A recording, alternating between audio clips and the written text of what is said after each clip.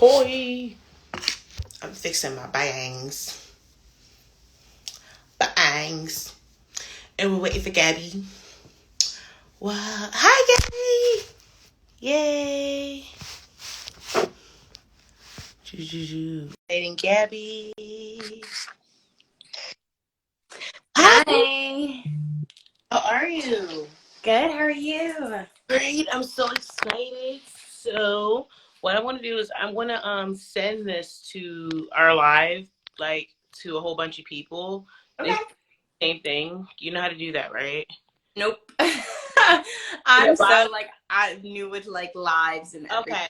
Do this together. You see in the bottom is like that little airplane little thingy that looks like a stitch. Yes. If you click that, you can send that to like your following who you normally message and things that have Perfect. connections with. And if they're I on, already see some of my people hopping on. yeah, Hello. I like send it to people. And then they join and then we go from there. I'm so excited about today. I'm Me like, too. I'm excited where this conversation brings us. yes. And it's beautiful because like me personally, my practice Mhm. is has completely shifted Really? from like the physical aspect, if that makes sense. No, So I feel that. I'm so excited to like just talk about like my journey and everything. Okay, Yeah. okay. Mm. Hello, hello. Hi. Hey. Yay! Hi people. Hi all. I love all the hearts. Hello. Carmelian. Thank you. Thank you guys for joining. Hi. Yay. Welcome to Yoga Chat. Thank you, Authentically. Kelly. Hi, Kel. Hi, Kels. Hi. Welcome. Welcome. I'm so excited about this. Like, yay. I have my phone here. I'll For let you get us started. yes. So let's take a collective breath, Gabby, because this conversation is so good. Thank you so much for being here, Yeah. Gabrielle. Let's take a deep breath. Exhale. We're all here welcoming. Hi, welcome. I love Chunky. We are going to be talking about yoga practice and what is a yoga practice and how what a true yoga practice is in relation to what Western yoga practice pushes, Hmm. diving into what our own personal yoga practices are. So Yeah. today I had Gabby, and I asked Gabby to be here because such an inspiration for my practice, and just watching you in your physical practice has really shifted my practice. And we can just dive into it because I love everything that you post. I love everything that you do. And Mhm. I'm gonna let you start. You like, cause that go. No, I appreciate that. I remember the first time you came into one of my classes, we connected, and then from there, we've just been chatting and sharing inspiration since then. So it's really beautiful. Um, I guess to start off, like with how I started my practice, and we can go from there into what it kind of looks like. I actually started my practice more of in a meditative state. So I feel like a lot of people start with the asana, which the asana is the physical practice, what you see when you're on your mat, the warrior one, warrior two, all that fancy stuff. Um, but I think what's mostly overlooked is the meditation aspect of yoga. And that's actually how I started because I really dove into my practice deep in 2020. So I think we were all dealing with some internal challenges during that time, being in such isolation. So I turned to meditation, and that's kind of what got me deeper into yoga. I always went to yoga classes where I was just having like a physical practice. But it never really clicked until I added that meditative piece. And once I started diving deep into my meditation practice, I started flowing in my asana, my physical practice, in a whole different light, which I think was the connection of the practice that I was really missing. Because, like you said, in the westernized yoga world, it really is just about the fitness sometimes, and they overlook the spiritual aspect of it. And the spiritual aspect of yoga is what really drew me into it and really allowed me to dive deep with it and share it with others because I used it for healing. Yeah, I love that. That's a beautiful story, and I love that, and I can tell that from your practice and just me witnessing what it is that you post, that the foundation was there for your practice as far as having the meditative roots and not just trying to do the physical postures, because you had that connectivity with yourself. It Mm-hmm. wasn't just about the postures, it was more about the why and the intention as to why you're doing that practice. And for Exactly. my story is completely opposite. I started like every other person, going to a yoga studio and just doing the asanas. And for me, I've shifted completely to just doing the meditative because I realized how there was an unbalance. It was like, yeah, Mm-hmm. aspect, and yeah, this is helping my, back, and this has been really, really good for me on, a physical therapy sense, but I wasn't aligned spiritually, and I wasn't aligned with my purpose and what I was trying to do and what my intentions were on a spiritual level. Like I was very much in the asana and pranayama. Oh, proud of you both. Thank you. Thank you. I think that for me, understanding the connection with pranayama and my individual life force and how that can in turn control how I react to things outside. It's like, for me, it's yoga off the mat is Oh what yeah. Mm-hmm. tell me, is like, how is what you're doing on the mat, how can that be applied off the mat? And when she said it to me, it didn't click, because I'm just like, what do you mean? Like, I'm not trying to do warrior two off the mat. Like, what? In the grocery store casually. Like, talk about just like sit in chair pose, like when I like, no, it wasn't in tune. And for me, teaching yoga and teaching the like, oh, going to this pose and going to that pose, I like to do, like, start with meditation. And what Mm-hmm. I realized when in my teaching is when I started with meditation and then led into the asanas, it was more of a spiritual connection with my being. It was more of it was more of like I felt a connection with myself that I hadn't felt every. Mm-hmm. It's Yes. that it was more of an open awareness with my internal body. So for me, I started to become more awakened to when I got upset, how my body felt right before I got into a panic attack, or if I was dealing with anxiety, or if somebody, it's like I was more in tune. It's like, hey, before I would just blow up and I'm like, dang, it was only after I had the fuse and all. It's like once the dust settles, I'm like, oh wow, this is definitely having a situation. This is what happened. Why did I get here? Now I Right. realize the incline. I'm more aware of the incline, and that's because of the yoga practice that I have set aside with being in tune with myself, focusing on my breathing, focusing on myself, and even doing other aspects that aren't even yoga, like what is making me happy, taking nature walks, reconnecting with what it is that causes me joy and happiness in life. And it's like, wow, Yep. wow, this is what makes me happy. This is what I don't mind doing. What excites me in the morning. That's my yoga practice. And I think that like works though still for, I mean, yoga simply means to yoke or to connect, right? And it's to connect with yourself, the physical aspect, the mental, the spiritual, all of it. So when you say like those nature walks, in a sense, like, yes, that's not traditional yoga, but Yeah, it is that connection. And I think those moments help you get closer with yourself when you do return to the mat.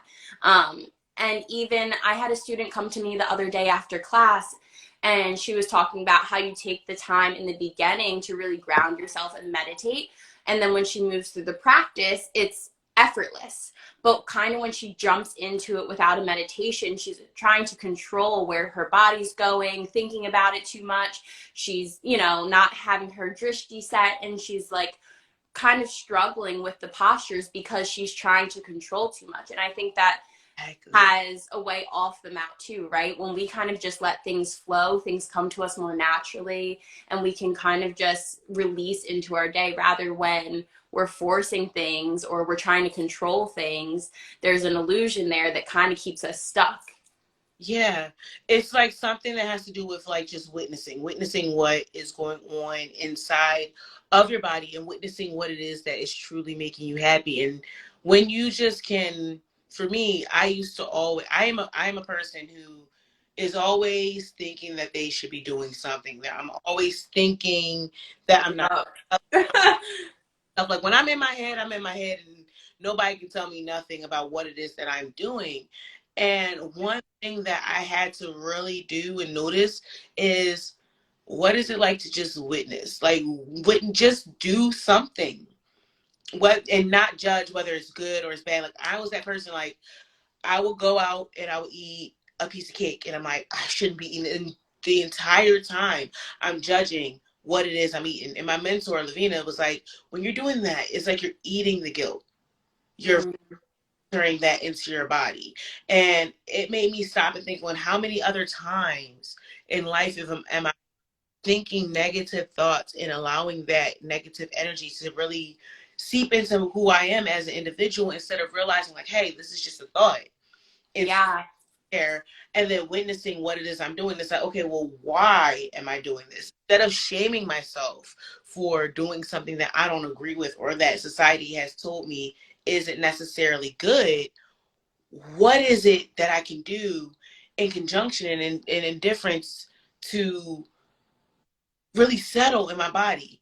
Like, how yeah, I can be like, hey, I'm not cleaning my room. Like instead of shaming myself, like, all right, this is a mess and that's a mess, and why is everything around? Witnessing, like, okay, I'm not like, why haven't I delegated time to this? Where am I placing my time in my life? How can I realign? And in me, that is yoga because it's reconnecting to what's important and refocusing and you understand all. yeah, yeah. No, I'm thinking right now, it comes back to intention, right? Because I think so many times when you're like, when I say to people, like, release the judgment, blah, blah, blah, they're like, how do I just release it? Because what we don't realize is we all have that inner voice, that inner roommate in our head that's constantly speaking to us, judgment, invasive thoughts, things that don't even make sense. It's constantly talking to us at every second.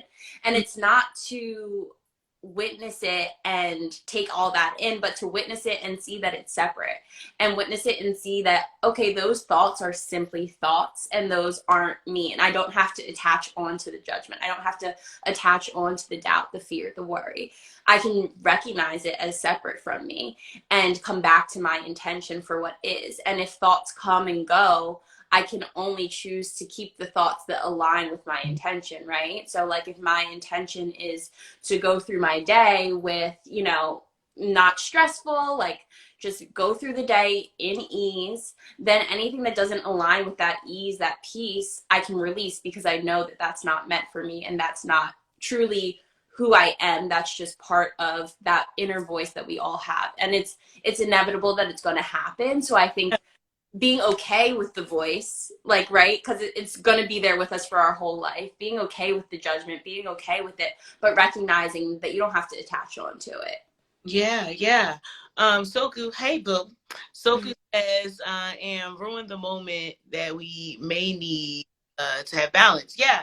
Like always, there always needs to be a balance. And this goes back to like what me and Sunny were talking about and the toxic positivity and always thinking that everything has to be picture perfect. Always Mm-hmm. I'm in this good Zen place. I'm in this wonderful place. Like, no, life can be really going to shit and understanding how to find a balance in your life. Sometimes Mm-hmm. back and recognizing like, dang, I'm doing this because of this and reevaluating your life and realigning with what your true purpose is and what truly makes you happy, that can be your yoga practice. And I think a lot of people stray from yoga because they focus only on the asana aspect and because they can't get their body in a position they think that it's not for them. Yeah, I know my hair. I'm sorry. Assimilation won over. I had a job interview. It's there. Assimilation. Yeah, sorry. But yeah, I feel like everyone's there. Yes, yes, yes. Um that is what's that's been what's going on with yoga is how can you find a practice like everyone's like how can I start from yoga? where do I start? Like so many times I get the question of, I don't know, I've never done yoga before. I don't know how to do yoga.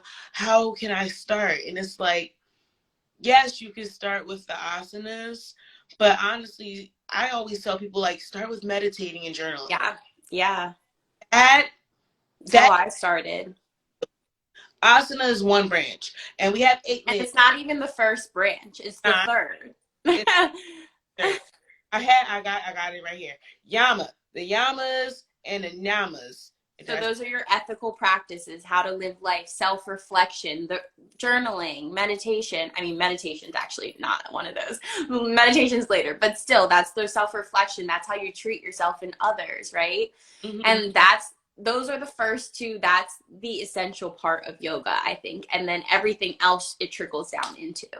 Yes, yes. I have it right here. So the five yamas for anybody, I want to go just into those because you okay to talk about those, Gabby? Because I feel always you constantly talk about them on your page. I'm so excited. I'm got my phone. We're not looking for things like last time. First one is nonviolence. I don't know how to say the pronunciation, so I don't even pronounce anything. Ahimsa. Ahimsa. There we go. When I don't know how to pronounce things, I don't try until I feel you. because you guys will just laugh at me. It's not me this. Can you pin the five? I don't the five. The five Yes, yamas. yes, the pin five yamas is nine violence, truthfulness, non-stealing, contents, and non convergiousness. Did I say that right? I probably didn't. So I think that's a parigraha, which would Yeah, be like non-attachment, which is yeah, also letting go. yeah. So to break those down, really, if you want to, do you want to like write them in there so you can? Yes, I can definitely write. Beautiful. Definitely. So ahimsa, first off, like that looks like in a lot of people's practices, so that's non-harming. A lot of You'll find that a lot of yogis, yoginis are like vegan or vegetarian, and that's a part of them really diving into their practice, right? And being able to remove, the harm that goes into processed meat, the harm that goes into leather, things like that. So you'll see, like, I mean, I remember for my yoga teacher training, we were supposed to be vegan. I tried, but I wasn't completely. But people will really dive into that. And that's, for some people, that part of their practice is larger than the asana. Yeah. And I think people overlook that. I think And it, go ahead, you finish. no, I was going to say the next one, but if you had something on that, go ahead. Oh yeah, like for me, I feel like in a way that's why I became pescatarian in a way. Like everyone always asks me to Mm-hmm. stop eating meat, and I think as me being very much in starting to become in tune with my body, I started to feel as though I would be taking on a lot of the characteristics The that energy, the like depressive, I heavy, like started having severe panic attacks. I started having depression. Mm-hmm. like there were days where I did not want to move out of bed, and you guys know me, I'm crazy. I'm like at all. So that was something that really made me want to take recognize what I was taking into my body a lot more seriously and recognize that if I take something in my body, how was it raised? Where was it? And I'm not saying I would never eat meat again. It's just that I know that how the animals are treated in the meat industry here in America are not the best. And that is something that I don't want to consume because it does have an effect on me. And I've noticed I haven't had a panic attack since I became pescatarian. Wow. I haven't. I believe it. Yeah. It I definitely takes a different toll on your body.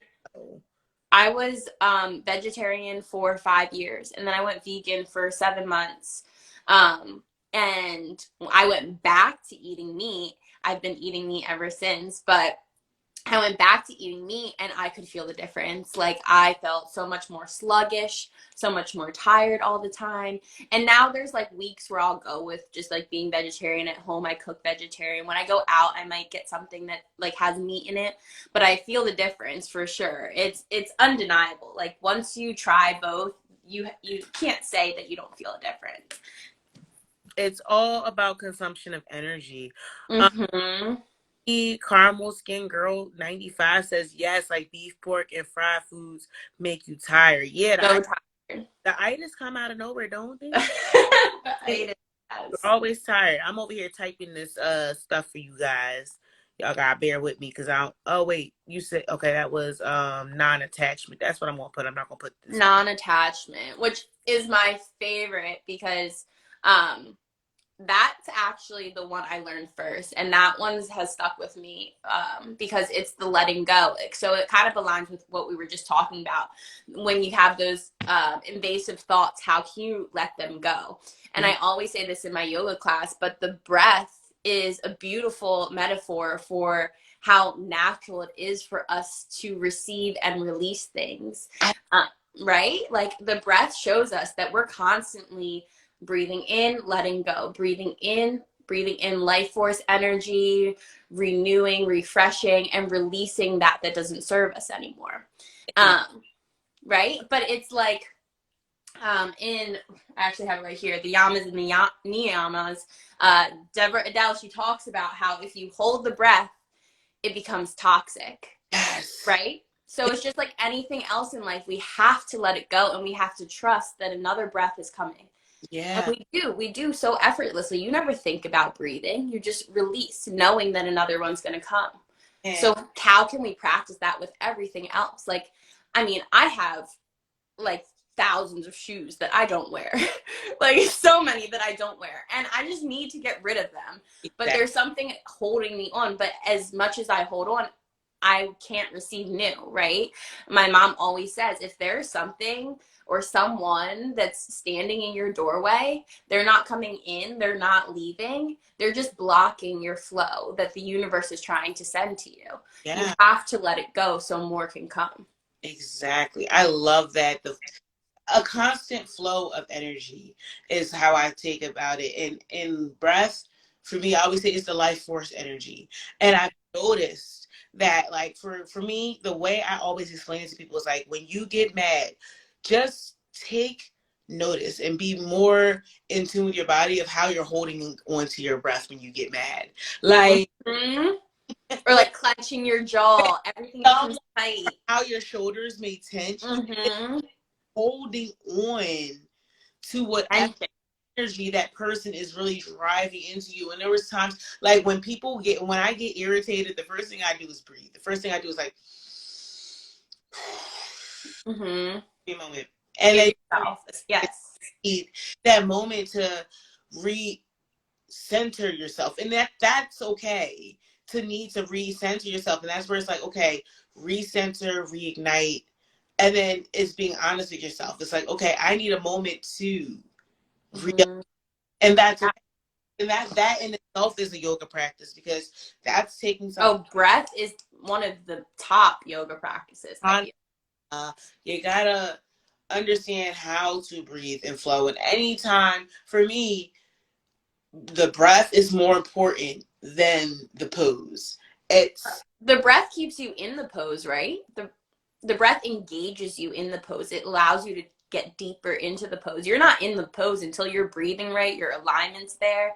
I feel like so many people will just like, hit like warrior two, but then it's like, are you breathing into it? Are you allowing your chest to expand into it? Are you, breathing into those spots where you're holding tension are and you allowing release? rehearsed? Yeah. Mm-hmm. Warrior two and people's shoulders are like up to their ears.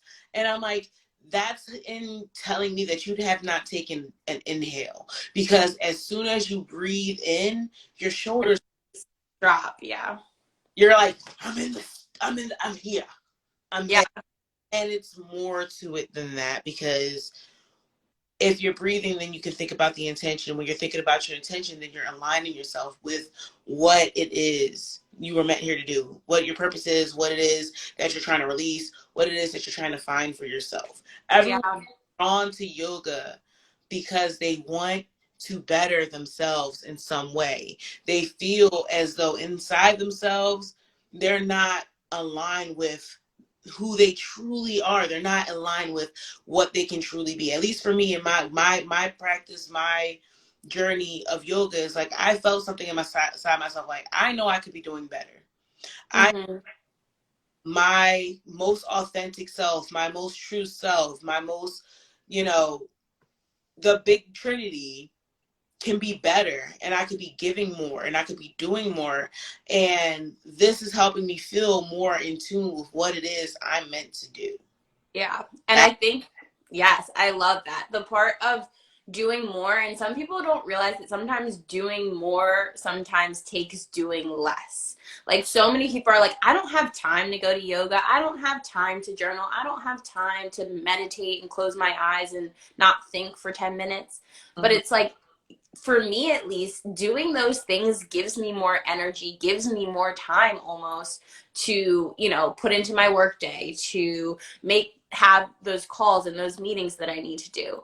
If I don't take the time to like meditate, reflect, journal, do those types of things, you are going to only get half of me when I show up for you in a meeting or show up on something like this, right? Like today I went to 2 yoga classes. I meditated this morning. Like I was able to kind of take that time to fill up my own cup Yeah, to be able to give to others. And I think it's impossible to, give from an empty cup, right? And I think yeah, so many of us are trying to do that because we don't have time to invest for ourselves, which is crazy talk. yeah.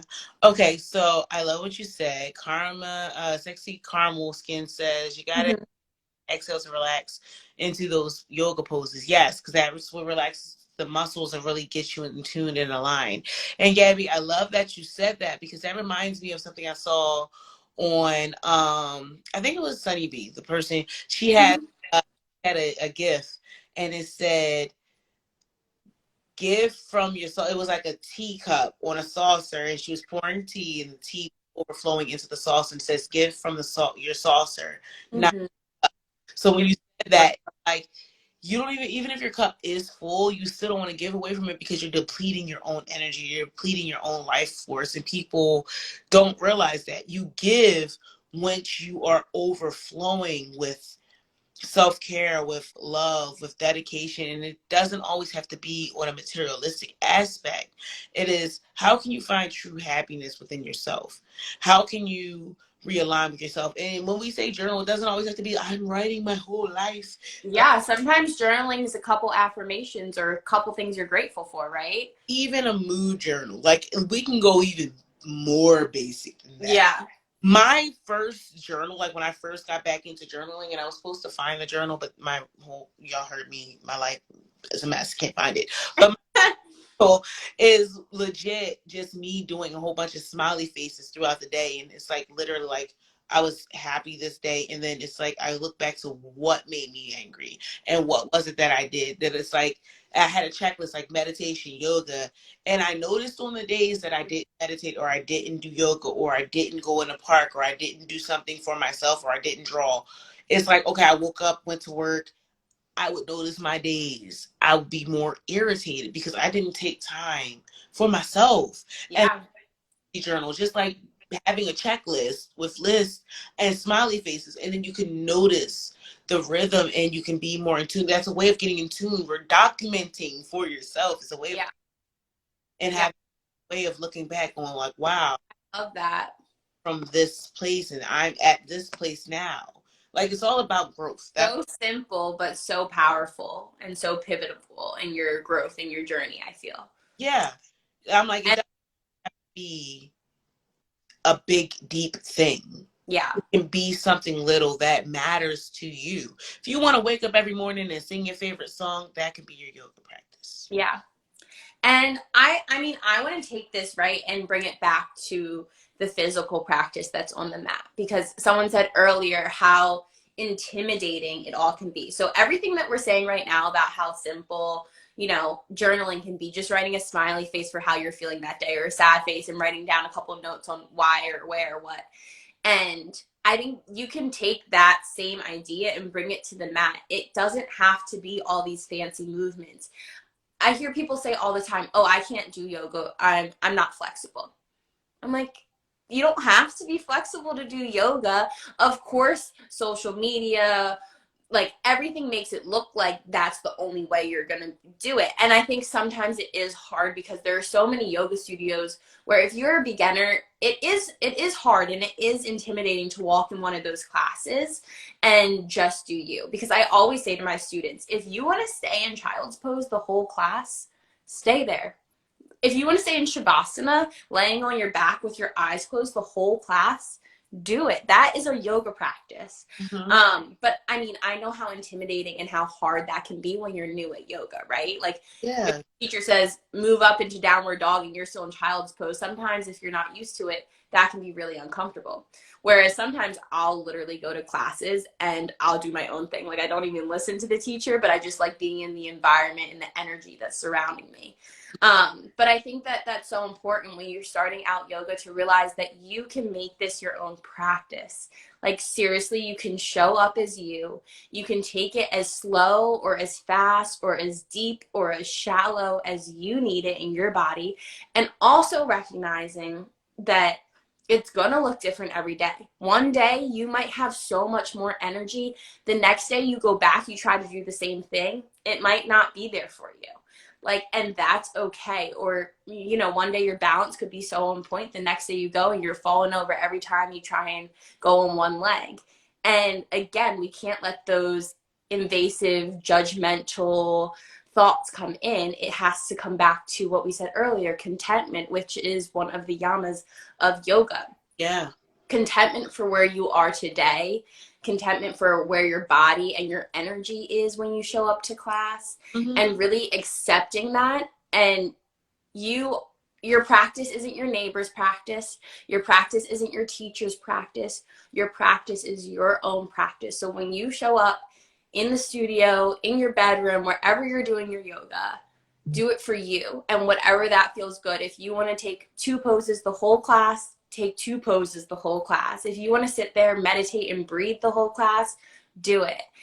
And I always say, challenge yourself. If something looks super intimidating, try it. If you fall over, it's how you get better. I've fallen in a million yoga classes trying to do something fancy that I was not ready to do, right? And also, please know that, like, I mean, I can't speak for every yoga teacher, but most yoga teachers are here to help, like for real. Like we've been in the places that you've been when you're starting out your yoga practice. Go up to the teachers after class, ask them how to deepen your stretch, ask them how to get in a pose a little bit better. Stay after class on Zoom and ask a question about a pose that you weren't too sure about.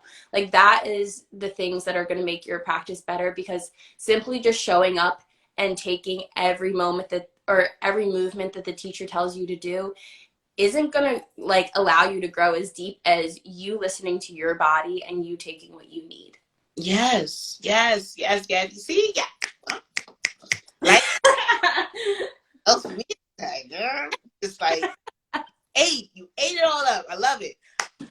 I agree with you 100%. And I also would like to add that people don't realize that these spaces are your spaces. Like you're going in there for your practice, for what is going to make you have a more heightened sense. You're not there for anyone else's comfort. Yes, there are other people in the sense. Yes, there are other people in the space. But that practice, that mat, that connection that you have with your individual body is your practice. And no one can take that away from you. And oh, Go in yes. and worrying and being worried about being judged. And it's like you have to realize that that judgment is sometimes an internal reflection of you judging yourself. And once you turn off that non-judgment and just witness, like, hey, you're in this space to better yourself, you're in this space to realign with yourself, you're in this space to be reconnected with yourself and throw everything else out the window, it makes it really that much easier to really fall into your practice and really be in tune with yourself. And I love that. So Yes. That's so important too, because I think that going into yoga classes, you can always feel like, oh, I got to keep up, I got to do what everybody else is doing. And if you can be present for yourself and trust that you are in your body, then you can release the judgment, right? And I think that we have to realize when we go to yoga classes, like if you can be as present on your mat, then that energy that you're giving off is going to help and inspire the person next to you to be just as present in their mat. And everybody in yoga class doesn't want the person next to them watching them, right? Like, no one wants to be judged. No one wants that. So I always say, like, no one's watching you. No one's thinking about you. Everyone is in their own head being like, oh, I hope they don't see me. I hope they don't see me trip. I hope they don't see me fall. I hope they don't see me mess up.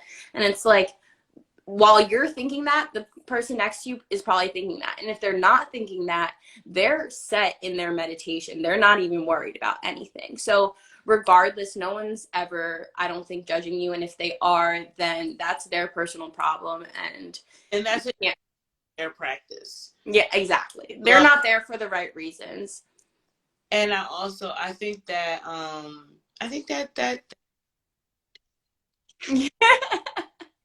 I'm saying like, yeah, that, and I'm like, wait, that was it. Like, I don't.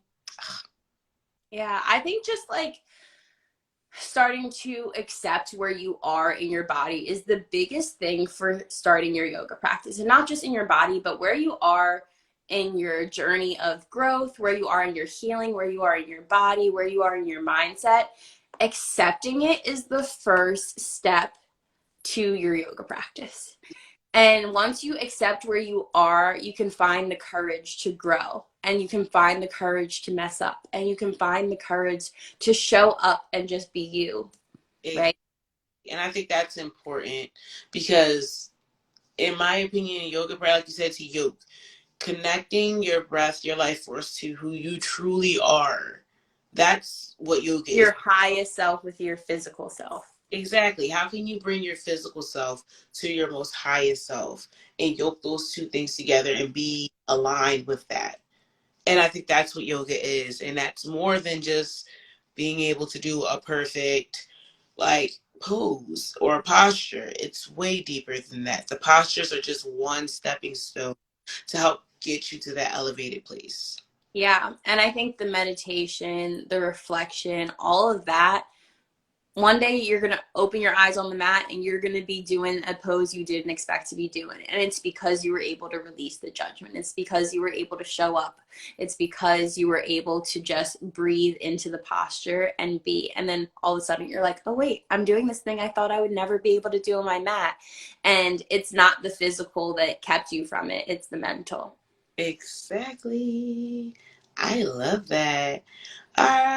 Gabby, it's 8:38. That was on that the time flew, girl. We went off. We We went off. I was like, wait, that's the time. Oh, okay. I love this. This was amazing. This was so fun. I could keep going forever. Forever. I feel like we could just keep doing different yoga chats. Like, I could really talk about this always and forever. I won't. Our next yoga chat is, when is it? The The 20th. 27th. We Yeah. have to skip next week. So we're not doing a yoga chat next week. I definitely will go live. I don't know what I'm doing. I'm not gonna commit to nothing, but I will definitely let you guys know by next week. And our next yoga chat, we're going to be talking about our individual practice and how to personally like build it and going more deeper, because we can go more into the nyamas and really give you guys more like in-depth 1, 2, 3 steps and show you guys things that we've done for our own practice. So I'm excited about that conversation. Me too. I think that would be good to break it down. So, you Beautiful. guys are watching. I will post Thank you, again. everyone. Stuff will be available. I'm still trying to post Sunny stuff. That stuff, technical difficulties, but that stuff should be up by the end of the month. See you guys next week for my live. And Gabby, do you have any classes, anything that you want to talk about before we close out? Let the people know what you do, where they can find.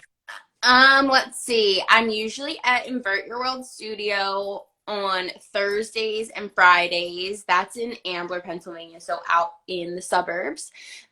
Saturdays, I'm in Philly. We just moved studio locations because Soul Garden's having some construction done to it.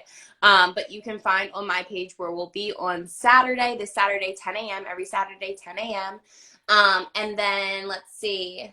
think that's all for this week and next week, but it's the same each week. So if you have any questions, you can always DM me, reach out. I will be doing some more like meditations and stuff that are online. So definitely reach out if you guys want to join. But I can't wait for the next live chat with you. Thank you so much for having me. You're welcome. Thank you for joining. Just to let you guys know, next Wednesday, I'm going to be doing my yoga in the park. So I'm so excited about that. What time is that? That is what day? What time? That I believe is 6 o'clock. Um, Okay. in Clark Park. It's donation based, starting $5. So if you do $5, y'all can show up at the park. I'm really excited for that. It's supposed to be nice. You guys feel this weather, right? It's supposed to be nice next week So too. Come nice. in nature with me. And I probably do live, like go live while I'm doing that. That's probably what I'll do for you guys next week. But I thank you guys for watching. I'm gonna call it a night, and make sure you follow Gabby. And if you're following Gabby, make sure you follow me. Yes. I'm yeah, and I'm excited to see you guys in 2 weeks. So bye, Cool. Gabby. See ya. Bye. Have a beautiful night. You have a good night too.